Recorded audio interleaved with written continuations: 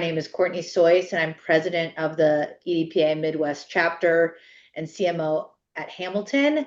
Thank you all for taking this time to join our Sustainability Now Lunch and Learn. At EDPA Midwest, we believe that the success and integrity of our industry will be enhanced through advocacy, communication, education, and good works. And today's session is focused on education around one of our industry's hottest topics, which is sustainability. And we are thrilled to be joined by an expert who has also been entrenched in our industry. Today's conversation will be moderated by Joe Guerrero. For those of you who don't know him, which are very few of you, I'm sure, he is Senior National Sales Executive at Ford Productions, EDPA Midwest Board Member, EDPA Sustainability Committee Member, and the head of the EDPA Future Workforce Content Creation Committee. So I'll turn it over to Joe to get started and introduce us to Glenn. Thanks, Joe. Of course. How's it going, everybody? Thanks for joining us. I think this is going to be a great opportunity to learn. So I'd like to introduce Glenn Hansen. Glenn Hansen is a founder and CEO of REDUCE2. Glenn and I serve the committee at Sustainability for EDPA. And Glenn comes from a company called BPA Worldwide, which he served 43 years. And out of those 43 years, he did 23 years as CEO. So REDUCE2 focuses on creating and certifying sustainability standards in the events industry, of course, helping companies achieve that net zero emissions. So at the same time, these companies offer carbon footprint calculations, sustainability certifications, and EcoVeris advisory for creative agencies. Glenn has developed sustainable standards for EDPA, ESCA, which are now used for events and exhibit managers to ensure sustainability in their supply chains. Some notable partnerships with REDUCE2 are partners with Meritson, providing carbon footprint analysis for clients like Amazon, MasterCard, Toyota, and many more, of course. And something about Glenn that many don't know, and a few maybe do, but Glenn is an ice hockey player. He likes to scuba dive into shipwrecks, of course, and something I didn't know until today, he has his own plane, which is a Cherokee 6X airplane, which he loves to fly around the nation. So, Glenn, welcome to the webinar. And of course, we'd love to learn about sustainability. So let's get started with that. Great to be with you, Joe. Hello, everybody. So, Glenn, as we know here, we've worked hard in the last few years on creating the guidelines. And when it comes to sustainability, we want to learn a lot from it. To begin with that, of course, as we know, starting something like this and sustainability tends to be a challenge. So for companies that are just beginning, Glenn, on that sustainability journey, what are the most important first steps? Well, I would say you don't know what you don't know. And if you have not done anything with respect to sustainability, you have a lot of reading ahead of you. I think all driven towards what I would call a gap analysis. And that is make an assessment of where you are, where the company is relative to where you think you want to be, and then start on the journey. And when we wrote the EDPA ESCA, and I guess we should also say EIC, but the trifecta, when we wrote that guidance, part of it was intended to answer that question, Joe. And we included an 8-step journey for the readers to then undertake within their own organization. And when we wrote the guidance, we looked at all of the existing standards that were in the marketplace, and we drew from those, including the EIC, their Sustainable Event Standards, and the ISO 2012-1, which is Sustainable Event Management System. And the 8 steps largely tie into the ISO 2012 management system approach in terms of how do you decide what the impact really is of what you're doing, regardless of where you are in the supply chain, and then talk to stakeholders, certainly starting internally, and what do they all think about sustainability? When I first started in the sustainability space, which was 2009, 2010, I thought sustainability meant keeping things alive, keeping your business going. And I went off to a training session, as you do, on corporate social responsibility. And at the end of that, I told them I was very frustratingly informed. And they said, "What do you mean by that?" And I said, "Well, I was a CEO, and you like to be the first one to do things. You like to be the one who thinks that we should be doing some things and come up with some creative solutions." And in this case, they were telling me something I didn't know anything about. And so I was frustrated by what I was seeing, and that, A, I didn't hear about it before, again, 2009, 2010, but I was frustrated by what could happen if I got it wrong. And so I would suggest for our viewers today that they should find a champion within their organization, someone who has an aspiration, that likes the notion of sustainability. And in my case, with the company name REDUCE2, that stems from reducing climate change by 2 degrees Celsius and even trying to get it down to 1.5. And so you find that champion, build a team, do a lot of reading. And in the chat, we've given you links to any number of resources, which we'll refer to as we go on today, to give you the basics. But I would certainly start with the EDPA ESCA EIC guidance. That's got the 8-step journey. And then I would also spend the money, because it requires cash, for the ISO, the International Standards Organization. Their revenue model is that you pay for the standard. So it's 199 Swiss francs to go in there and purchase that. It's then licensed to you. They're very particular that you're not supposed to copy and distribute. But by the ISO standard, go in and get the EDPA free standard, the guidance, and read through both of those, and that will help you start to chart your course. Wonderful.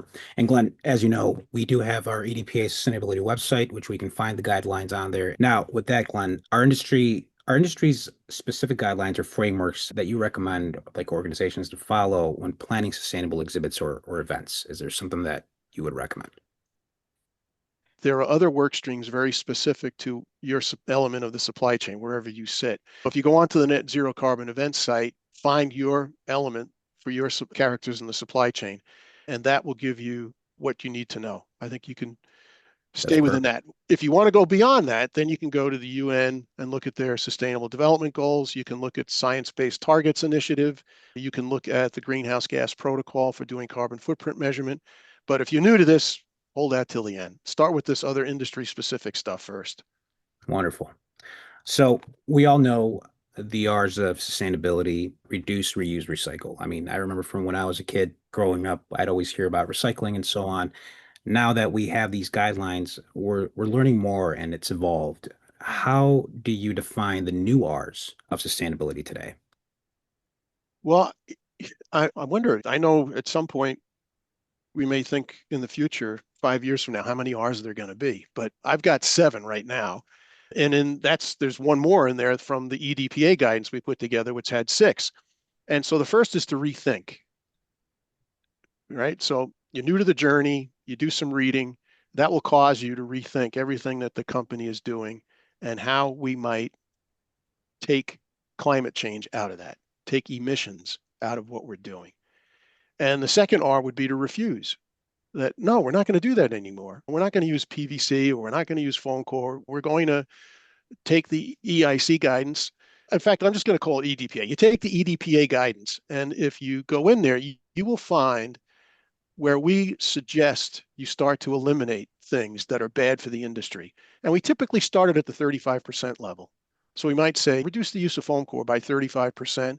When you get there, go to 50 some odd. When you're there, go to 75. And then when you're there, go to 90. And hopefully we'll get it completely out of the work stream.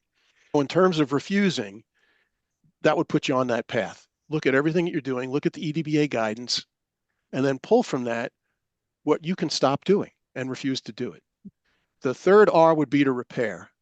And that is, when things are broken, let's not throw them away. Let's look that they can get repaired, and then start the fourth R, which is to reuse, right? We're seeing a lot of reuse, certainly in rental of furniture, but more importantly now in flooring. There's been a lot of change in the last 3 years post-COVID, for sure, where we see much more reuse of carpeting. And then we'll get to the last R, but then repurpose. So it's sort of a play, and this is the new R, repurpose. It's sort of a play on the reuse, where reuse, you use it for the same thing. It's a chair, I sit on it, okay? When I repurpose it, what else could I do with that chair that doesn't make it a chair anymore? So there's a lot of repurposing going on. Reduce, if you do all those R's, you're at the reduce anyway, because you've done all these other things. And then the last one, which is recycle. And a lot of people instinctively think recycle should be the first one, but actually, no, it's the last one. Do all these other things, and you will take things out of the pipe stream. And then what you're left with, we should look to recycle. So those are my 7 R's. Yeah. And I think those are great, because I think that creates a foundation for a good culture within companies. And what I'm seeing here is that we follow these guidelines and we start looking at these R's, and that could lead us to the end game, which is a standard within our industry. So that's fantastic. Now, from misconceptions, we do have what we call the common, not common, but I'm wondering, what's the most common misconception you encounter when talking to the event marketers about sustainability? That it costs more. That's the default. Everyone thinks that sustainability costs more. And there's an article we wrote in Exhibit City News on the myth of sustainability, and it is all related to pricing and cost. And there's a link in the chat to that article where I interviewed several of us on the EDPA Sustainability Committee and people in this space about what they're doing. And is it really true that sustainability costs more? And in the article, there are some great points that are made. One would be it was supply and demand. If we go pre-COVID, the demand was there, but maybe not the supply. So yeah, there would have been a higher cost to produce the goods that needed to fit that demand. During COVID, a lot of people spent time catching up, and now supply is probably equal to demand. And we're not really seeing, according to the people I interviewed, huge increases in cost to be more sustainable. Others have told me that when they think about it, if you only think of the cost of getting that good to your event, it may seem more expensive. But when you consider what happens to those goods after the event relative to something that was cheaper, but it's going to get thrown away rather than reused, for example, that has a big impact on your overall cost over time. And so that also factors into sustainability in that people are thinking through cradle to grave, what is the life cycle assessment on this particular good? And when they express what it's going to cost, we all need to do a better job in the marketing side explaining cradle to grave. This is why, even though it seems this might be more expensive, over time, it's actually not. It's going to save you money to go this route. Another great point that was made in that article about dabbling, right? Perhaps there are people in the supply chain who are dabbling in sustainability. It's a new thing for them. And generally, they'll have higher costs internally, whether they pass those on or not, I don't know, but they generally will experience higher costs because this is the first time they're attempting to do this, as compared to somebody who's been doing it for 10 years now and has found ways to be more efficient about their internal processes so that it actually doesn't also cost them more and they're able to pass that on. Yeah, I do agree. I think now we have more resources as we grow within this element. I feel that we even have opportunity with certain vendors or other options that we can be using within that space. Do you think companies overestimate the cost of or complexity of implementing sustainable practices? Like, again, I would default to say, I guess it is the default that people would think it's going to cost more. And so I think they overestimate. But in the end, no, I think they're going to find that actually, if they do the complete cradle to grave analysis, they're going to find that this was a good way to go. As many of us know, you were at EDPA Access last December, which is great. You had an opportunity to kind of share the wealth. We did have a bit of a practice there on the hospitality side, so I wanted to bring that up. I know we did a few stats and figured out kind of what worked, what didn't. What are some of the easiest wins when it comes to hospitality services like catering, lounges, and client dinners, more sustainable at events? What can we use for best practices? Well, most of the catering that we see now at events is on a buffet situation. And so there you have an opportunity to offer your attendees the freedom to choose. It's not a plated meal. And so in a buffet, you can do more on the vegan and the vegetarian side than you might do if you had a plated dinner. And by that, I mean, if you had 100, 200 people and you're going to have a chicken dinner, people have to raise their hand and say, I would like a vegan or a vegetarian, to tell you that in advance. But if you put it out on a buffet and people have the freedom to choose, you'd be surprised how many people actually go for a vegan or a vegetarian, maybe not even knowing they're doing that than otherwise. You would want to, and I know this is near and dear to some of the board members of the EDPA, but you can think about beef and lamb. Those are two huge emissions factors that have probably double what you would see with a poultry or a fish, and certainly maybe 5 times more at a vegan or vegetarian. So the concept there would be set your budget is, not dollars, but your budget might be for your emissions for a meal, and then go about and wisely picking and choosing what's going to make up that meal so that you can stay within that budget. rather than do it an opposite way. Just look at the menu and go, oh, well, that filet mignon, that looks good. Let's serve that. And your emissions are going to be much, much higher than going to the buffet. It wasn't really hospitality so much, Joe, but site selection. We are seeing now that, particularly in the work that I'm doing with Maritz, where in the first, it's like 21 to 22, even to 23, people had already contracted out their locations for their events. And so when we did the carbon footprint measurement and we were able to show them, had you chosen a different location, you would have had a reduced carbon footprint because of all the travel. So they're now taking the data that we've created and saying to us, hey, could you model that for me and tell me, assuming the same audience is going to come next year, particularly if it's a corporate event or conference, that's pretty much a given, help us determine where we should look for site selection so that we can reduce our travel imprint. And if you pick a place that you can't get to nonstop for a lot of people, you're going to have a higher emissions footprint than if you can pick a place where a large portion of your audience can travel nonstop. And in one case, we analyzed it, and about 65% of their attendees came from the Atlantic Seaboard, and they could all jump on Amtrak. So maybe at some point, look at anything from Virginia Beach all the way on up to Boston as a possible place for your site selection, and then gamify it so that people are taking Amtrak instead of jumping on an airplane to go from New York to Boston or Washington or what have you. And you'll see your carbon footprint go way down while we wait for sustainable aviation fuel to come about and be more prevalent. And now we weren't telling the client, stop going on these wonderful trips to resort destinations. No, we just said, just build it into the plan that maybe you do that every 2 years or every other year. And then in the odd year, you do something that's highly sustainable so that over time, you have a bigger impact on your emissions than just looking at it as a singular event. That makes sense. Glenn, you'd be proud of me because we just had sales week in my company and we carpooled from the airport. We use an electric vehicle, of course, and we're trying to practice these things. So these are little things that we picked up from Access, of course. Talking about transportation, which I think is something we are all accustomed to shipping, either it's crates, graphics, whatever it is that we ship, we tend to be dependent on logistics.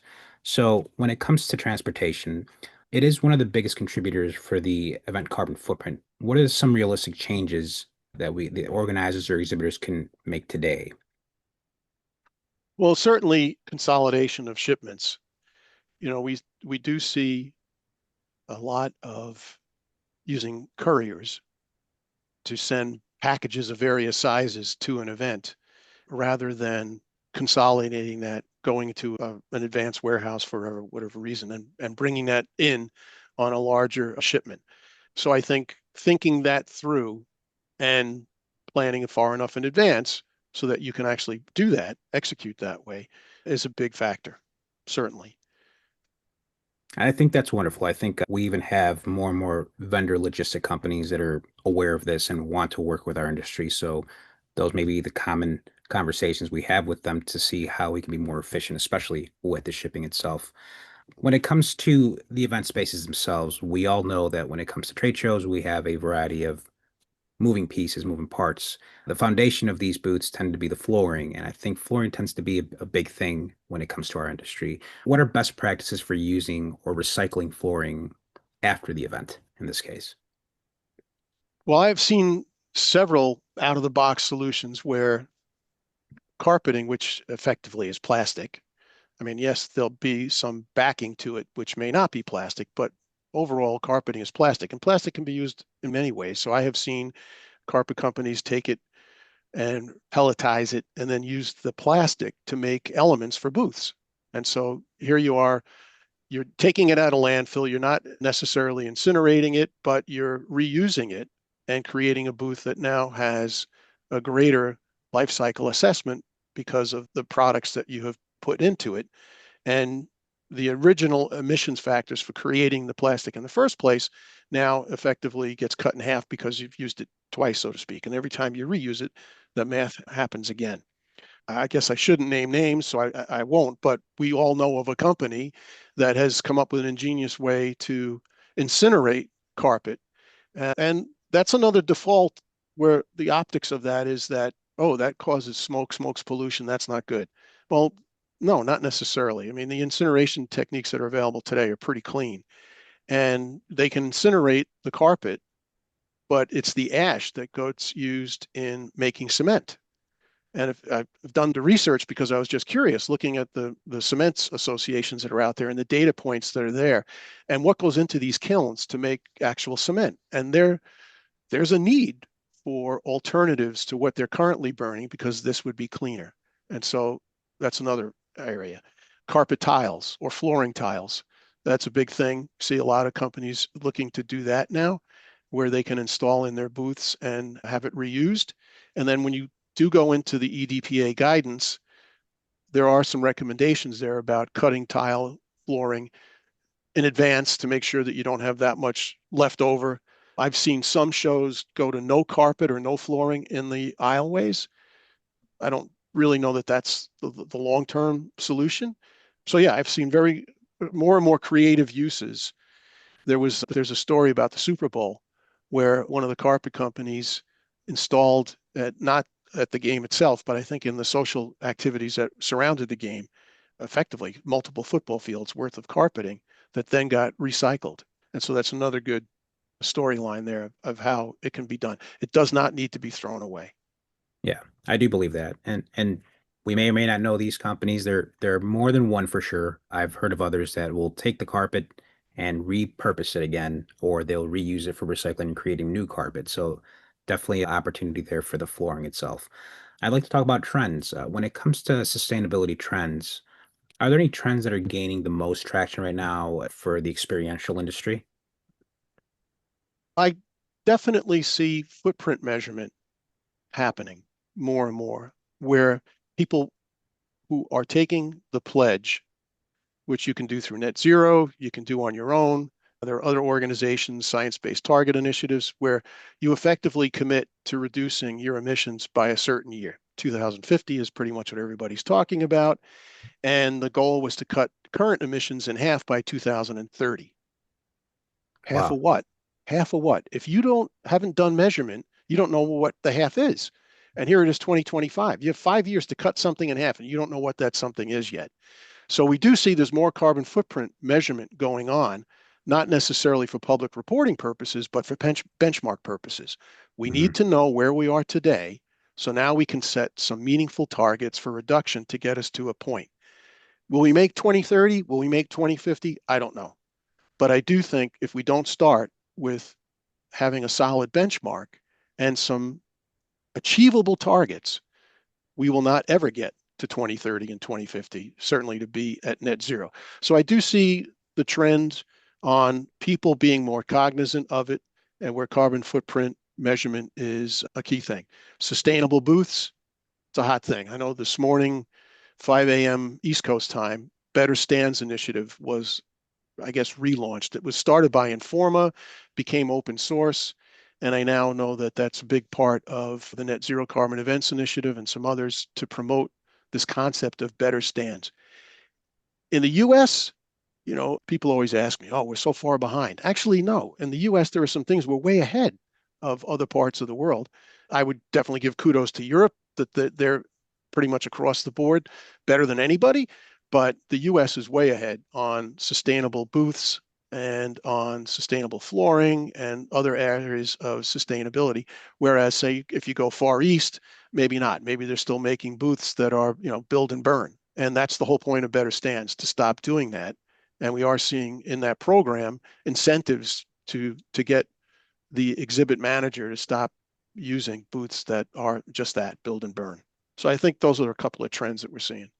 Yeah, that's actually a good start for a trend. Speaking about the future, we have our so-called deadlines, 2030 and 2050. To get there, we have to come up with innovations. And to that, are you seeing any new innovations or materials that could soon become the norm in exhibit design or event production? Well, I think the carbon footprint measurement is going to be table stakes. If we say between now and 5 years from now, if we redid this webinar in 5 years' time and looked back, I think we would see that's going to be more prevalent for the reasons I just cited. And it's going to be more about a measure of quality rather than of aspirational things. So I do think that you're going to see more carbon footprint measurements, and it will be a badge of quality that those who are doing it will want to talk about it and talk about what they've done and show where they were and where they are now and where they're going. And I think that that's going to pay them dividends as they market to whoever's buying their products and services. Much more so than today. I think today we're doing it because we want to set those benchmarks. Everybody's a little afraid, like, I don't know what the numbers are going to shake out as. I don't know if it's something I want to go public with. Fine, but let's get the benchmark set. And then, as I said earlier, you set these targets, you start to achieve. Now you're going to want to talk about it. And when you talk about it, it's going to become a badge of quality. I think we're all waiting for sustainable aviation fuel to come online in greater amounts than it is currently.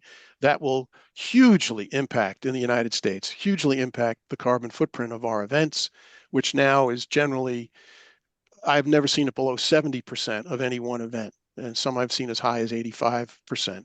So if you bring in sustainable aviation fuel, that's going to drastically reduce your footprint. If we do site selection, taking into consideration where our audience is going to come from and model that a little bit better, that's going to help us. I think 5 years from now, carbon capture is going to be the bigger thing than carbon offsetting. Right now, everyone talks about offsetting, but the technology is coming online stronger and stronger in the carbon capture area. And I think the supply chain will follow the net zero carbon initiative, and we will begin to see more reporting. This year was the first year that net zero said, okay, those of you who took the pledge, you have to give us some data points now on how you're doing. And I think in 5 years' time, that's going to evolve to be a much greater thing. So those are the trends I would feel very happy 5 years from now if we look back and they're all prevalent. Yeah. No, it sounds great. I think once it becomes a standard, it's really a given. We look at the past, we look at today, and then of course the future. So I think that's where we come back and realize how much we've grown within our culture and the industry and sustainability. So I think that's definitely something to look forward to. Speaking of the future of our industry, what's your vision for what truly sustainable trade shows or brand experience look like 5 years from now? Well, I think in thinking about it, I would say in my experience, life is a pendulum, and that pendulum swings. And I think that the sustainable events industry got tagged to be highly unsustainable. We saw a lot of regulation happen in Europe and the US. They tried to follow that. Of course, we have the wonderful experience of being 50 states, not but one nation. And states started to pass regulations. California led the way as a bellwether state, but everyone was watching what California was doing because there were 6 or 7 or 8 other states that had similar legislation that they were ready to pass. The SEC had its bit, and then they backed off, particularly on Scope 3 reporting from what they originally said out of the gate they were going to require. And then we have a change in administration, and that change in administration causes the pendulum to swing. But pendulums eventually come to the middle, and it's going to find itself there. So while all that's happening on the regulation side, in the events industry, particularly international companies are saying, we can't stop. Can't stop. We started down this path. It's the right thing to do. We're going to continue to do it.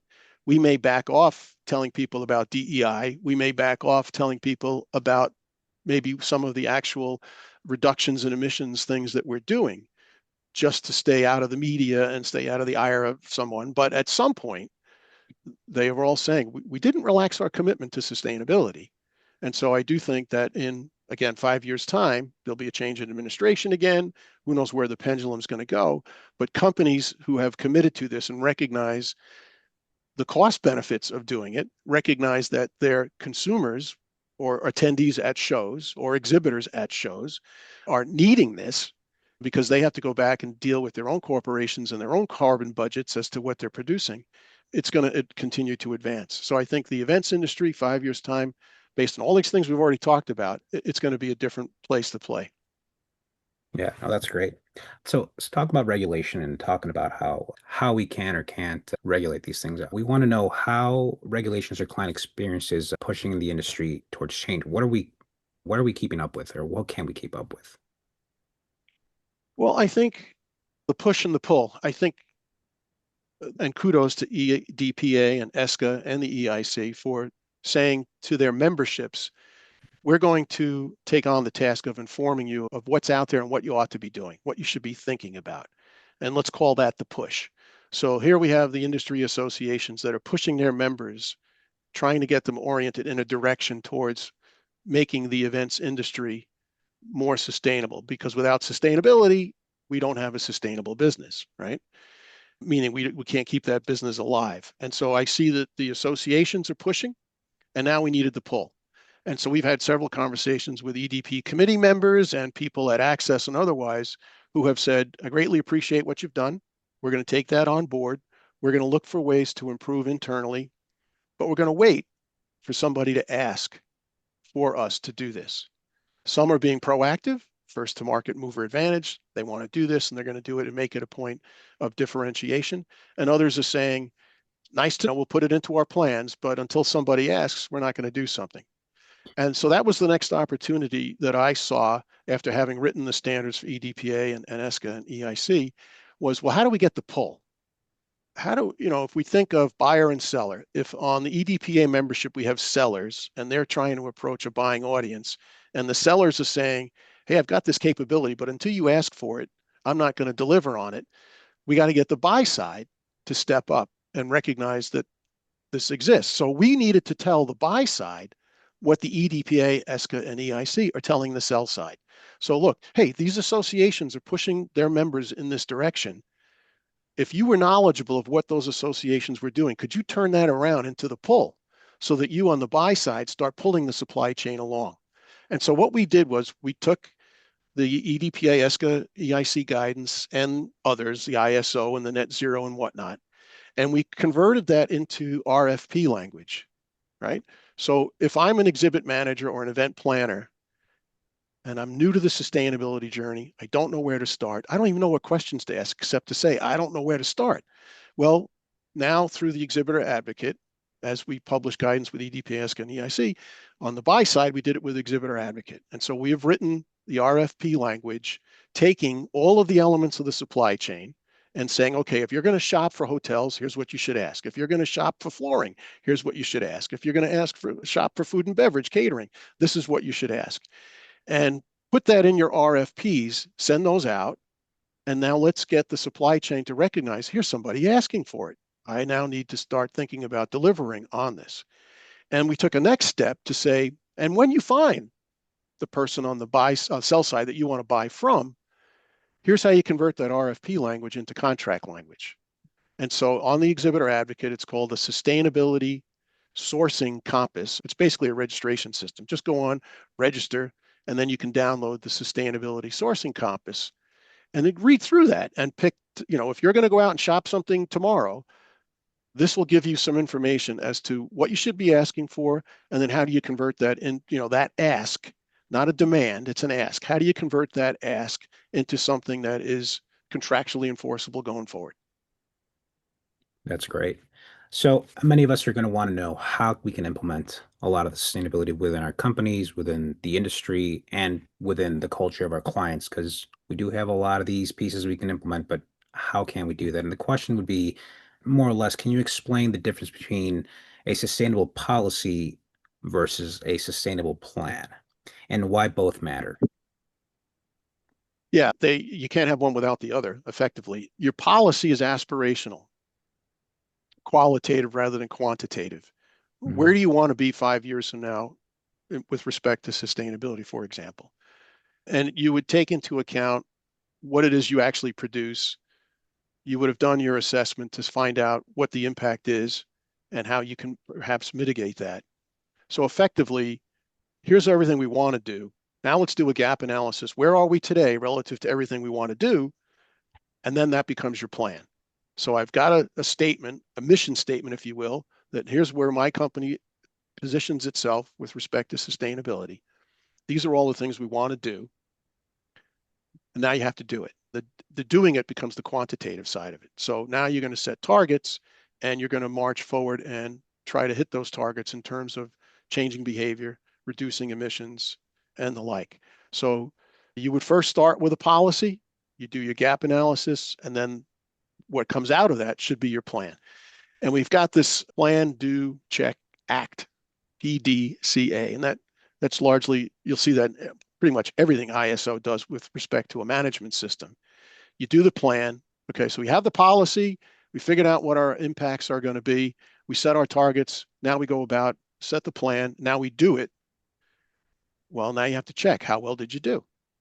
And then you set about another plan, in effect, where you act to fix where you did not do as much as you thought you should do for whatever reason. So plan, do, check, act is all part of this continuous improvement model where you move from policy to plan, and the cycle continues again.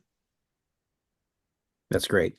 So many of us in this industry are large and small, and of course we have the mid-size.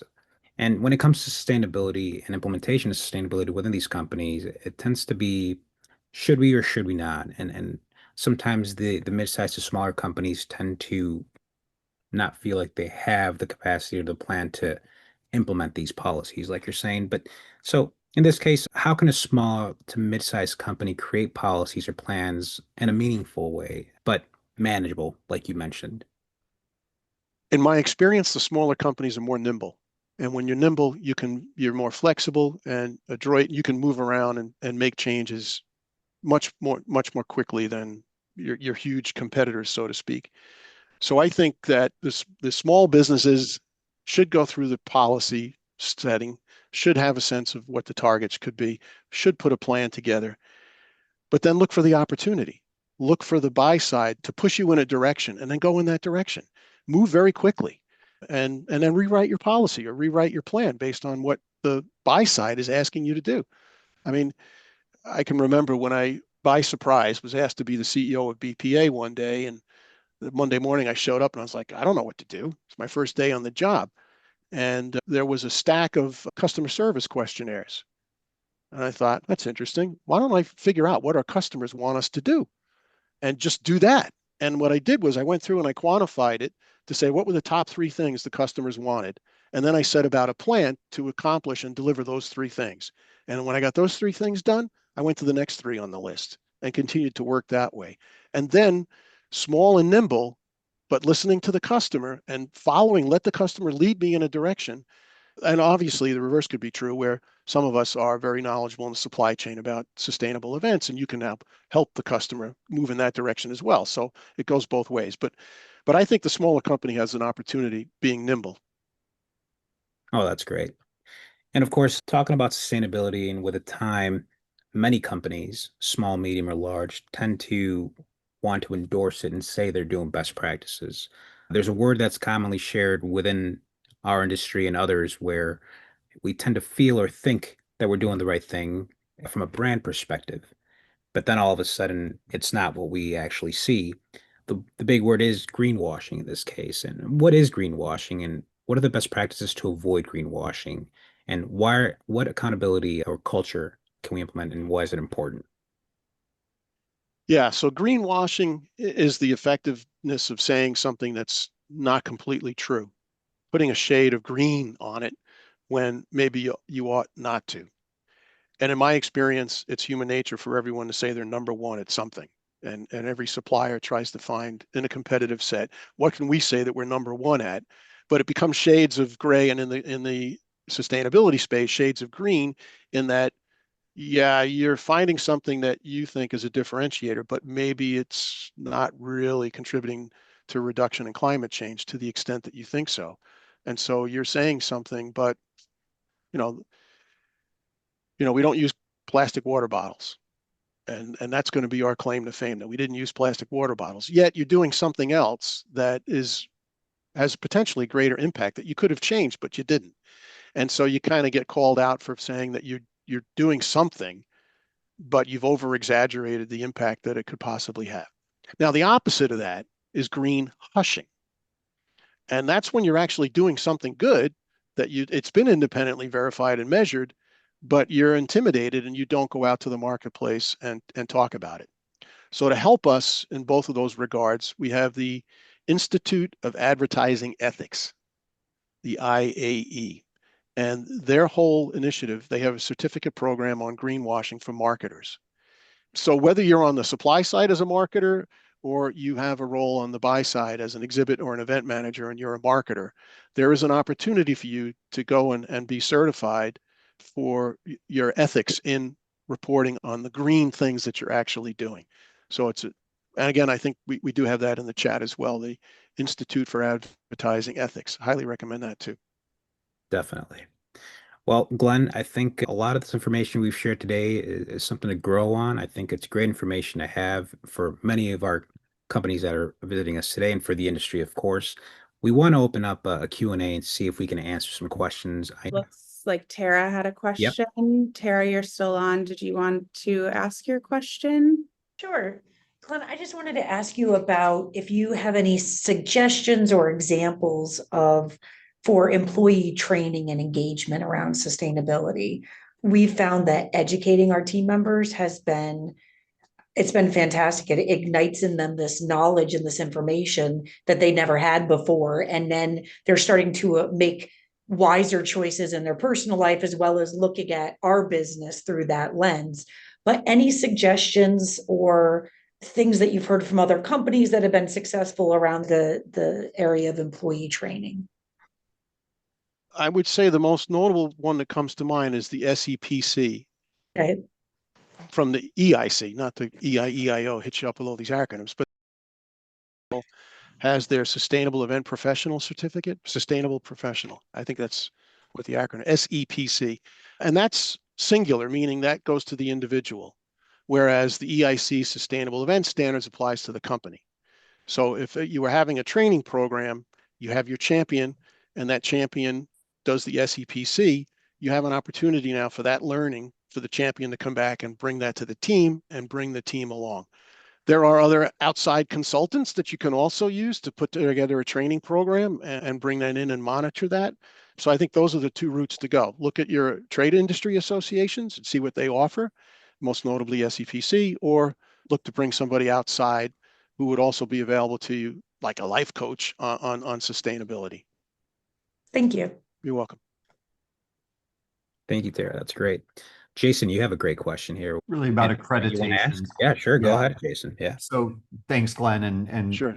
what a super well-run webinar this was, EDPA Midwest. I'm super impressed. But Glenn, my question's on accreditation. So I know that you mentioned ISO. A lot of folks here who've got exposure to Europe know that ISO is really important in Europe. You also, I believe, are an EcoVadis certified coach or have some exposure to EcoVadis. Are there any accreditations within those or outside of those that you see being particularly important? Are we starting to sort of coalesce around a particular accreditation that is more important than others in the US in particular, or not? Yeah, it is a bit of an alphabet soup, Jason, in terms of the standards that are out there, depending upon what role you play in the supply chain. Let's just take hotels, for example, accommodations. They've got all their own branded programs. Then there are hotel industry related programs. Then there are event specific related programs. And then there are international standards organizations like ISO. And you got your Net Zero Carbon Events Initiative, the Global Sustainable Tourism Council, the UN SDGs. My God, there's just so much out there. I do think the industry, again, we're talking about, Joe, the 5-year plan. I do think if I were to say, I didn't say it earlier, but 5 years from now, I'd like to look back and say, wow, we had a plethora of choices and it's been narrowed down where the industry is now generally buying into one of these or two of these, and this is what we're going to do. So Jason, I don't think today we're there yet. I think for reasons, very good reasons, for example, you would take on ISO because you want a management system in place. And that's more of the philosophy of what you need to do. On the other hand, you want to be able to say, tick off the box that you've done these things and you've reduced things in these quantities. Then you're going to go to more of a checklist approach where you'd look at the EIC Sustainable Event Standards, or you would look at the EDPA guidance. And both of those marry in a little bit of the ISO 2021 management system suggestions, but you've got that. And then we have, in this case, the EDPA is guidance. It's not a standard, but people could be verified that they comply with whatever the guidance is recommending. You could do the same with the Net Zero Carbon Events Initiative. Again, there's not a certification program there just yet, but I do think that JMIC, the Joint Meetings Industry Council, and the Events Industry Council, the EIC, have announced a coming together in this area to try and harmonize and reduce the unnecessary choices that exist.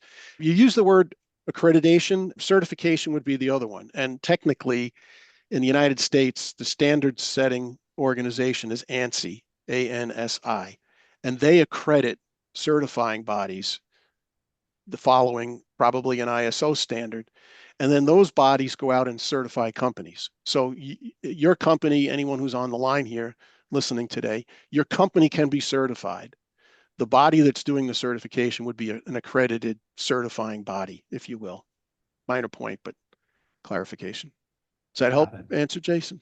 Does, yeah. And how does I know a lot of people, I mean, we've approached EcoVadis we've been EcoVadis certified for the last 4 years. How would that kind of a certification body fit in? I know there are over 100,000 companies on that particular platform. Is that another, I know it's generating some momentum globally as well. How would they fall into right. this? So they're a ratings agency, not a certifying body. Okay. You submit documentation to them and they rate it based on the industry sector that you're in and come back and give you a score. And then that score is used by the buy side to evaluate their supply chain to see where they fit in. Here you have the pharma companies pushing down on their supply chain. In my case, it was an ad agency that does creative work for the pharmaceutical industry, and the pharmaceutical client, they just won the account, and post winning the account, they said to them, "What's your EcoVadis score?" And they're like, "What?" They do the dog thing, huh? And they have to explain to them what EcoVadis is. And then they hired us to come in and help that company get all their ducks in a row so that they could file documents with EcoVadis and get a rating and then move forward. So what we are going to see in the events industry, where more companies, let's say, for example, we're measuring Novartis right now for an event that they had. So here's a pharma company that's now going down into the event side of their supply chain saying, "What's your EcoVadis score?" And again, I don't know what is that? And so, yeah, you have to do a lot of filing, a lot of HR paperwork, policies, plans, procedures. All that has to get filed in with EcoVadis. They do have a core element on sustainability, but it's much, much larger than sustainability. It's not only about sustainability. And where are you in this case, in the pharmaceutical industry, where are you? And so this again is that push and the pull, right? Some people are saying, "Oh, if I have a good EcoVadis score, I can go out and talk about it. So I'm going to do that." And then you have other people on the buy side saying, "Where are you on this? I want to see your ratings." It doesn't necessarily a bad rating or a low rating doesn't necessarily take a supplier out of the box. The company just wants to see that you have done this, you are filing, you do have a rating, and then there's this continuous improvement aspect that works. So I see in my instance experience, it's been a partnership where the person who's asking is not going to judge you on whether the score is high or low. They're asking you to get you to move forward and down this road. And then over time, we want to see continuous improvement. If I don't see that, okay, fine, we'll have another conversation. But at least I want to see you that you are doing it and taking it rather seriously. Great questions, guys. Thank you. Are there any other questions? Anybody want to add a little more? And it's okay if not, we can always come back to these questions via emails. You can reach out to Glenn as well. We'd love to hear from you now, but it's not necessary. We can always catch back up. We'll open the floor to anybody else.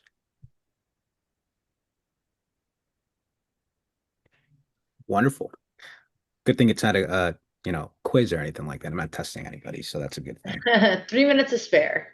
Wonderful. Glenn, you've been great. Again, thank you for being part of this, as well as part of our sustainability committee and part of our industry. You've been a big deal when it comes to these conversations. Many times we'll come across similarities where they don't understand our industry, and our industry really is a key point when it comes to sustainability and best practices. I do believe in the guidelines. I'm part of it and I want to practice. I'm putting that into practice in the company that I work for today. And I'm hoping that that becomes a culture. And of course, 5 years from now, it becomes a standard throughout the whole industry. And of course, we'll see new things and we'll see new challenges then, and hoping that we have the ability to have these new conversations for the future. So again, thank you. on behalf of the Midwest EDPA chapter and, of course, the nation in the trade show industry and event world. Been my pleasure. Thank you, Glenn. Thank you, Joe. Thank you all. We appreciate the time. Thanks, Yes, everybody. thanks, everybody. Thanks, Thank all. you. Thanks, Bye. Glenn. Bye. Take care, guys. Bye-bye.